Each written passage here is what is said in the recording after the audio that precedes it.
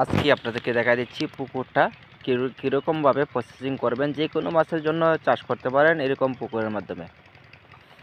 দেখেন এখানে পুকুরে রয়েছে 60%, অতএব বড় জোর গেলে 70 থেকে 80% পুকুর হবে। পুকুরের মাটি শুকনো অবস্থায় রাখতে হবে, অতএব পুকুরের পাড়টা প্রাথমিকভাবে মজবুত করতে হবে। এই দেখেন যেখানে পুকুরের পাড়টা একদম সুন্দরভাবে রয়েছে, এই পাড়টা আবার মাটি উঠে এনে সুন্দরভাবে প্রসেসিং করা হবে। পুকুরের তলায় রাখতে হবে শুকনোভাবে, অতএব কিছু পানি থাকতেই কোনো সমস্যা নেই। পানিতে দেখা গেছে কিছু পরিমাণ সার ইউজ করতে পারেন, অতএব গোবর আপনারা ব্যবহার করতে পারেন, তাহলে পুকুরের সৌন্দর্য অতএব পুকুরের খাদ্য বাড়াতে পারে অতএব মাছের জন্য।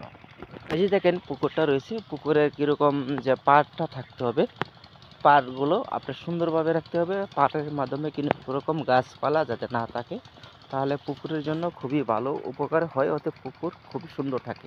এরকম কিনারায় যদি পুকুরে গাছ থাকে তাহলে গাছগুলো সম্পূর্ণটা উঠায় দিতে হবে। পুকুরের তলা এরকম শুকনো রাখবেন, অতএব কিছু কিছু পরিমাণে আপনার পানি থাকলে সমস্যা নেই। 4 থেকে 8 দিন কিংবা পুকুর শুকনো অবস্থায় রাখিতে হবে। পুকুরের জন্য ঘাস বন যদি না থাকে তাহলে পুকুরের মাছ চাষ করে সফলতা থাকে মাত্র 5 মাসের ভিতরে বাজারজাত করতে পারবেন। কালচারের ক্ষেত্রে কিংবা আপনার রেনু চাষের জন্য পুকুরটা নার্সিং করিলে সবচেয়ে ভালো হয়, অতএব পুকুর আরও মাছ চাষের বৃদ্ধি করে। এই দেখেন পুকুরের কোনো রকম গাছপালা নেই, পুকুরগুলো সুন্দর। পুকুর পরিষ্কার রাখবেন, সবসময় মাছের জন্য অক্সিজেন পাবে যে কোনো মাছ, রেনু কিংবা পোনা আপনার চাষ করলে পুকুরে সঠিকভাবে নিয়ম মতনে চাষের সফলতা পাবেন। আজকের ভিডিওটা দেখাই দিচ্ছি আপনার পুকুরের পরিশোধন রাখার জন্য। এরকম পুকুরের মাধ্যমে আপনি চুন দিতে পারবেন প্রতি শতাংশে 200 থেকে 300 গ্রাম। শুকনো অবস্থায় পুকুর যদি শ্যাওলা থাকে তাহলে আপনি 400 গ্রাম কিংবা 500 গ্রাম চুন ব্যবহার করতে পারেন। তার মাধ্যমে ব্যবহার করতে পারেন টিএসপি সার ব্যবহার করবেন 200 থেকে 250 গ্রাম করে। অতএব মাইটা সার দিতে হবে 300 থেকে 400 গ্রাম করে।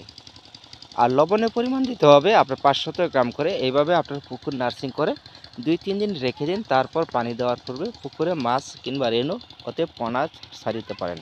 দর্শক, পুকুরের কিনারায় যে কোনো গাছের পাতা থাকলে কিংবা রেন্টির পাতা অন্যান্য পাতা থাকলে আপনারা সাফ করে দেবেন, পাতাগুলো উঠায় দেবেন।